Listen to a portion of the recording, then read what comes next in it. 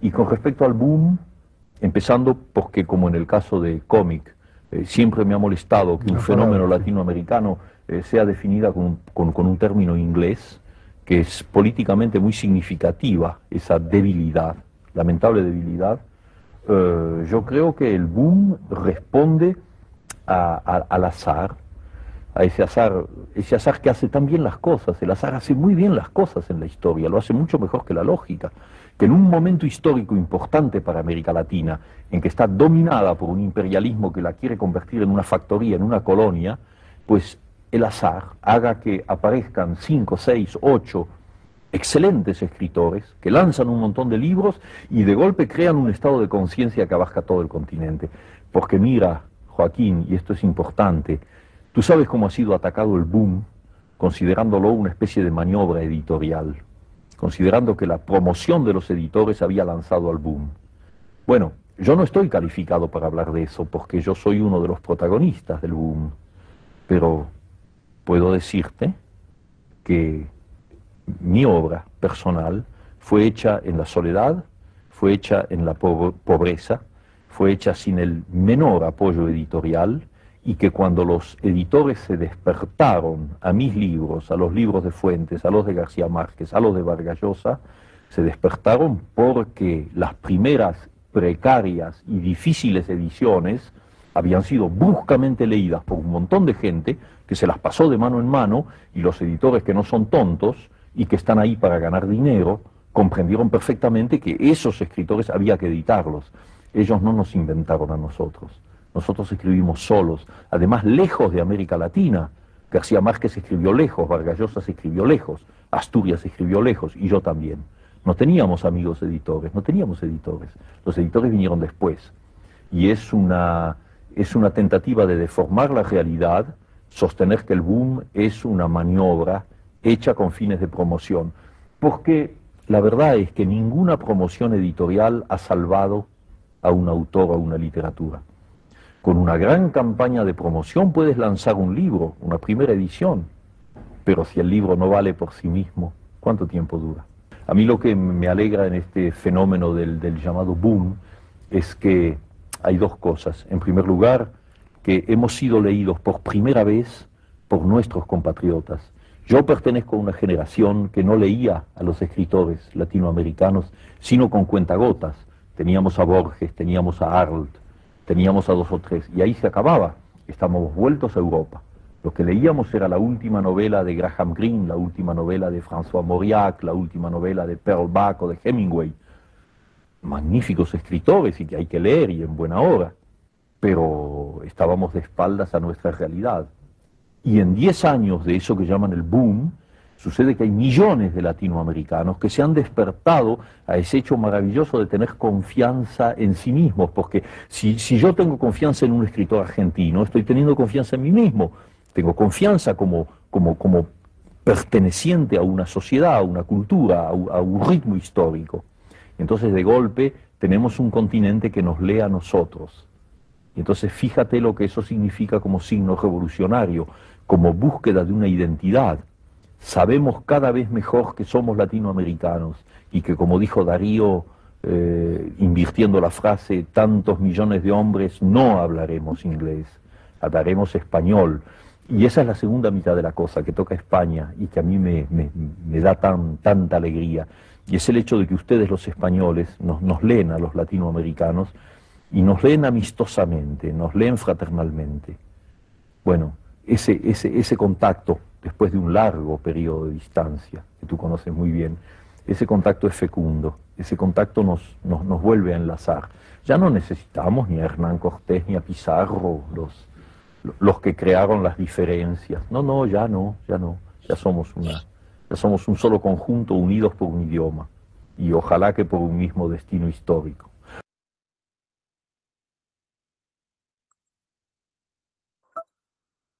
Bien, ese fue Julio Cortázar. Quise comenzar esta vez con esa entrevista que él da desde los años 60 aproximadamente.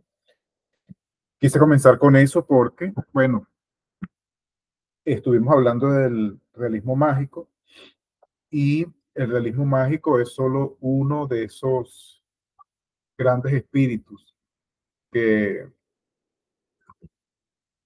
que alimentan la literatura y la cultura latinoamericana.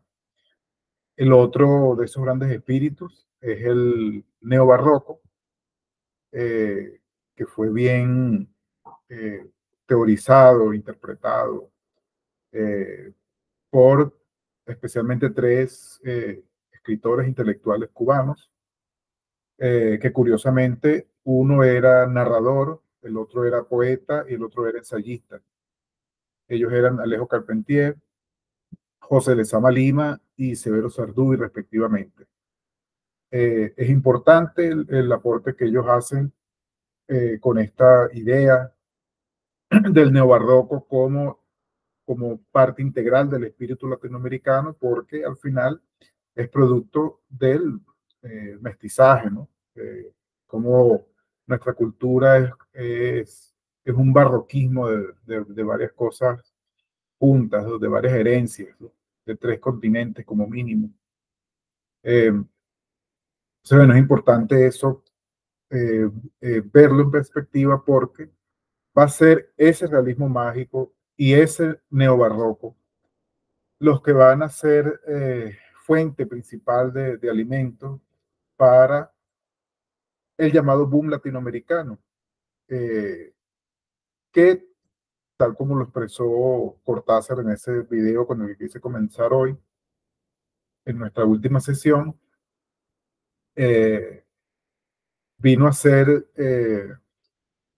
más o menos la gran cartelera de la literatura hispanoamericana, ¿no? Y ese boom latinoamericano que, digamos, comienza con aquellos escritores que comenzaron a publicar su obra en los años 30, 40, 50, se vuelve realmente fenómeno editorial, que es de lo que habla Cortázar allí, se vuelve realmente fenómeno editorial mundial en los años 60 y 70 sobre todo, ¿no? Eh, y en los 80 también. O sea, estos autores que ya tenían una carrera literaria, eh, de repente son vistos con mejor y más atención eh, en estas décadas posteriores. Entonces, bien, dentro de ese marco del realismo mágico o lo real maravilloso, tal como nos lo explicó Arturo Usar Pietri ayer, y dentro de ese marco también, que es el neobarroco, entonces, bueno, surgen todas estas formas narrativas de breves, ¿no? Estas técnicas. Eh, por ejemplo, mencionábamos ayer la de la Matriushka, eh, que bueno, es un autor bastante antiguo en comparación con estos, porque Gustavo Adolfo Bécquer es de mediados del siglo XIX, ¿no? Como ya lo expliqué ayer. Pero lo interesante es que esa estructura de él, eh, que no la inventa él de todas maneras, eh, alimenta, ¿no? Toda la narrativa breve ya en el siglo XX. Y entonces esta idea de la matrushka, del monstruo y de los metamundos, eh, van a mezclarse con estas otras, digamos, nuevas búsquedas, nuevas técnicas, nuevos experimentos narrativos breves, cuentísticos, como lo son las alteridades, las hibridades y las distorsiones. Eh, entonces allí cobra relevancia esta literatura al estilo de Pierre Menard, autor del Quijote, de Jorge Luis Borges. Esta es una narrativa breve, que es básicamente un ensayo de ficción. El ensayo de ficción es una cosa bastante rara dentro de la literatura. Eh, y hay, bueno, digamos, antecesores, eh, como por ejemplo aquella secuencia de Don Quijote de la Mancha en la que el cura y los familiares de Don Quijote están haciendo una evaluación de todos los libros que tiene Don Quijote en su biblioteca, Alonso Quijano el Bueno en su biblioteca, que son por supuesto libros de caballería y de aventuras de la época medieval, el Renacimiento. Entonces ellos hacen toda una teorización crítica sobre todas esas obras literarias que están allí, que son reales. Las obras literarias existen, pero lo interesante es que Cervantes mete todo ese discurso dentro de una obra de ficción. Entonces, venirnos a encontrarnos a mediados del siglo XX con un texto como este, Pierre Menard, autor del Quijote, en donde si al lector lo agarran desprevenido, puede de verdad llegar a creerse que todo lo que dice ahí es verdad. Entonces, con eso se fundamenta una nueva manera de escribir literatura de ficción, bastante intelectual, muy Borges, pero que no queda allí, sino que ella trasciende a escritores tan eximios que lo llevaron prácticamente a sus últimas consecuencias, como lo fue Roberto Bolaño, escritor chileno. Ahora bien, mientras por un lado va toda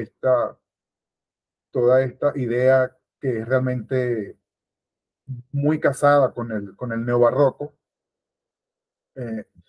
aunado a esto, hay también una búsqueda paralela más hacia el minimalismo, digamos,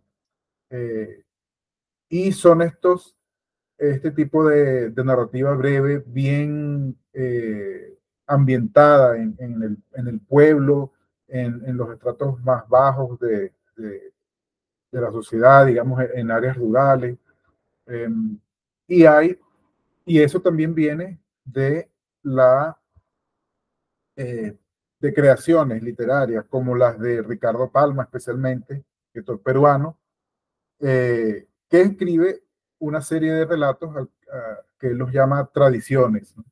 Entonces él tiene principalmente dos libros, uno que es Tradiciones Limeñas y otro que es Tradiciones en Salsa Verde. Estas segundas son más humorísticas inclusive. Pero lo interesante es que son relatos, son narraciones que aún siendo de ficción pretenden tener alguna base real, histórica, pero son relatos de ficción básicamente. Entonces, resulta que termina siendo lo más parecido a un chisme.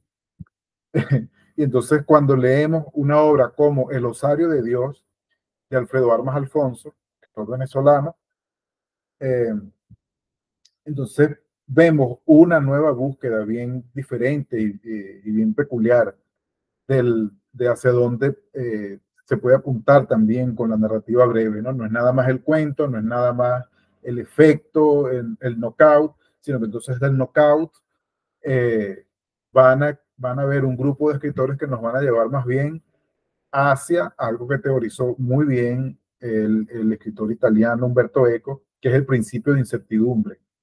Entonces, del knockout a la incertidumbre, hay un paso bastante grande, ¿no? Que bueno, eso se ve, por supuesto, de alguna manera influenciado en la época por la escritura absurdista. Pero bueno, el asunto es que hay esta tercera opción que ya como expliqué, se venía gestando desde finales del 19 y con más fuerza en principios del 20, que es el resurgimiento de la fábula. Y la fábula viene a ser así como una combinación de esas alteridades, esos mundos alternos que presenta la narrativa de ficción, de esas distorsiones de la realidad que se presentan a través de obra narrativa como el ensayo El Osario de Dios. Y entonces se crean también hibridaciones o hibridajes, o hibridades, que son simplemente estos textos híbridos así como el propio ensayo de ficción, y entonces comienzan a surgir una gran cantidad de experimentos narrativos en donde, bueno, básicamente la literatura va a experimentar con todo, ¿no? Con todo lo que sea posible experimentar, la narrativa especialmente lo va a hacer. Entonces, bueno, esto es con lo que abrimos nuestra última sesión del taller. Eh, la idea es que todas estas ideas que hemos venido conversando y que ya estamos desarrollando acá sean de influencia un poco o de guía, de simplemente para darles ideas, ¿no? Sobre el cuento o el texto narrativo en general que ustedes deseen escribir, eh, para que quede como producto final del taller. Recordando que estamos en un taller se tallerea y en ese tallereo se talla la obra literaria, ¿no? Se extrae de esa montaña deforme que está en nuestra imaginación y de allí se le comienza a dar forma eh, con el cincel de la razón. Entonces, bueno, gracias por haber acompañado el curso hasta aquí, el taller. Y entonces, bueno, damos inicio oficialmente a nuestra última sesión ya.